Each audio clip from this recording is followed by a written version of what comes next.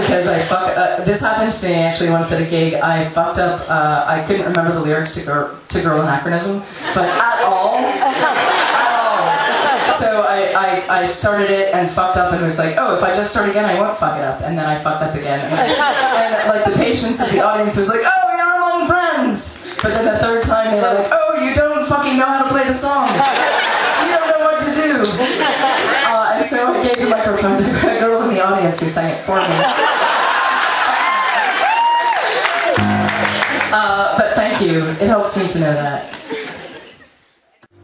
This is all by a clever way of introducing this next song, which was written by Neil Gaiman. I love this song! And he just happens to be here in the audience tonight. And I'm going to not make his life hell and embarrass him by pointing out where he is, but if you just look for the fucked up hair, you'll see him. Wherever you are, you're great! This song was written by Neil a while ago, but I put music to it this summer when Neil was staying in my house working on this book that just went to the printers 3 days ago, which makes me so happy. And we were working on this book of photos and stories and stuff. It's called Who Killed Amanda Palmer, and it will be out in the spring, and hopefully you'll all buy a copy of it. And Neil really loves music and is very funny in that way, where he's just very blasé about the fact that I was like, oh, we should write a song together, it would be great. And he was like, yeah, that would be great, here's some lyrics. And I was like, oh, really? Turns out that some woman who's also a cabaret sort of a songwriter has done another version of this song, and I tried to make the chords different, to put a totally different spin on it. And I was inspired by the songs of Frank Sinatra to write this one. Frank's awesome. And sadly, in this club we have no smoke machine. It's like a smoke machine, it's like a fog machine kind of song, and really what that is supposed to imply is that like everyone in here is smoking.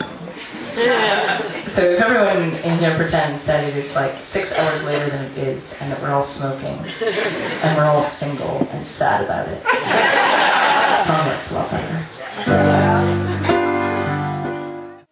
There is something awesome about playing an instrument that you don't play.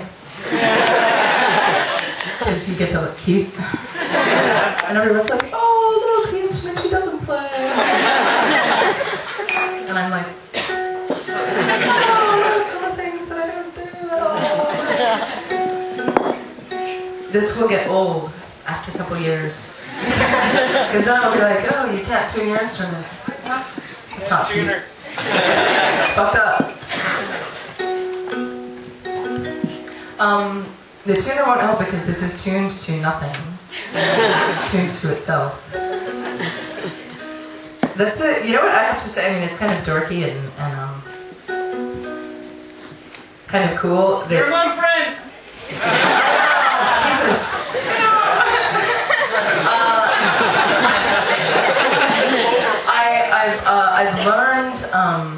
I've learned the ukulele the same way that I learned the piano when I was a kid, which is there are shapes, but I don't know what they do. So like this shape makes a good sound. And so does this. And so does this. And then the other shapes make bad sound. But that's seriously, that's the way I learned the piano, and I like, this is totally true, I don't know what chords I'm playing. I just know that I found the right shapes. Which is, can only really last so long. Eventually I had to learn what chords on the piano. Maybe that was a bad day.